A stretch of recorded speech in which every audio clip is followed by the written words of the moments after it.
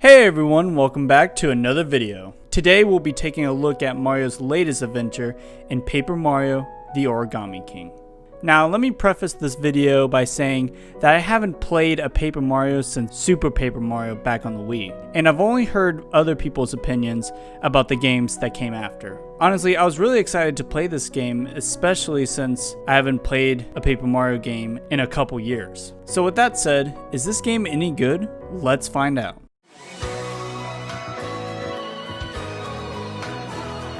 The story starts off with Mario and Luigi driving to Peach's castle for the Origami festival. Peach, of course, sent them an invitation, but when they got there, something was off. There wasn't anyone there.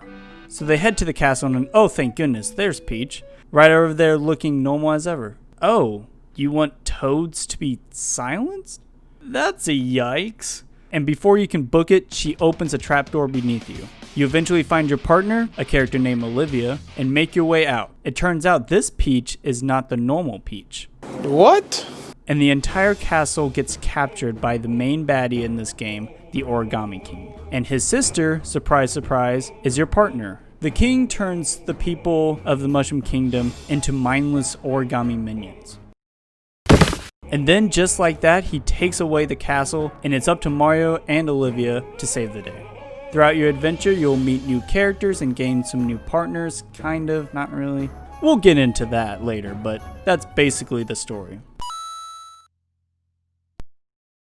Let's talk visuals because my goodness is this game eye candy. I love the paper aesthetic mixed with other forms of crafts like cardboard and paper mache. The environment is just stunning with little details throughout the world. For a world that is built to look like a diorama, it's surprising to see the world being so animated. The water and the rivers and the sea are both very kinetic. There's so much going on in each area of the game that it really does make the game feel energetic. The lighting is pretty great too, especially when you're in a dark area and the only source of light is from the sun outside spilling into the environment. The particles too that Mario creates look flashy, and even the environment has particles flying around, especially when you're collecting confetti. It just all looks so good.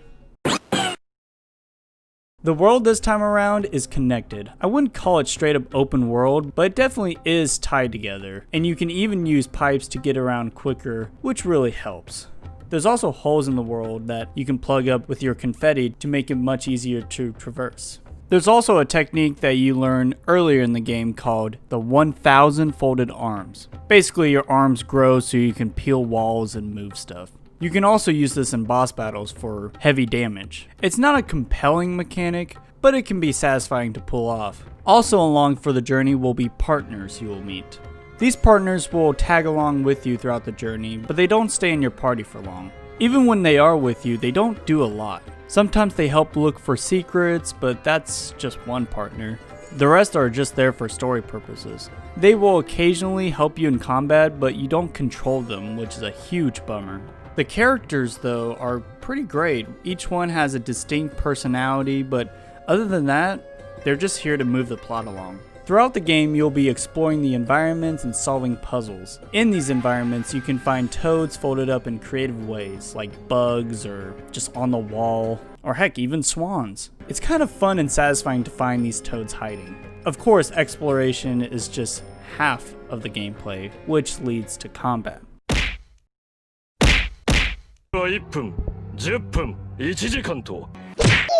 Combat is a mixed bag. I find some of the battles enjoyable, and then there are other times where I just avoid them completely. Battling enemies in the overworld doesn't really reward you with anything except for coins and confetti. But confetti can also be found by bashing your hammer on stuff, which makes battles even less rewarding. But let's actually get into the battles themselves because they're not your traditional turn-based RPG-like battles. The battles themselves take place in this ring where you can turn or slide the enemies around to line them up for better damage. I found it pretty enjoyable overall to line up the enemies. It's kind of like a puzzle, but once you do that, it's all about timing your button input. There's not much thought after the puzzle aspect of the fight, which is a shame because if Mario just had abilities like he did in his RPG days, then it would make battles more engaging. But in this game, your abilities are jump and hammer. Oh, and there's items too, but come on, those aren't real abilities. What's weird is that boss battles are different from the normal battles. They put Mario on the outside and your job is to navigate Mario through the ring and reach the boss. I enjoy these battles a bit more, mostly because they don't show up back to back like the normal fights do. Overall, battles can be fun, but only in short bursts. Battles back to back are just exhausting and can really affect your overall enjoyment of the game.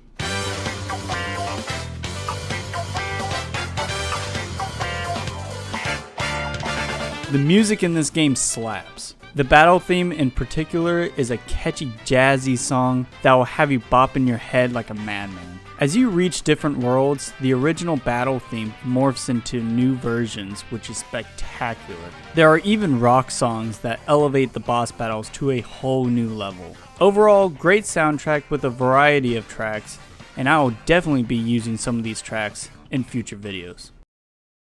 This game was a pretty fun experience overall. I have issues with the battles because man, they can be really tiring after a while. I suggest playing this game in small bursts rather than extended sessions. I think you'll get more enjoyment out of the game that way. Also, all you really collect in this game are these little models and weapons that break in battle. Also, having side quests rewarding the player in some way would have been great as well, but as far as my knowledge, there are no side quests. But overall, this game is a fun time, with its beautiful visuals, interesting battle mechanics, and a soundtrack that is just so catchy, I freaking love it. Thanks for watching, and I'll see y'all next time.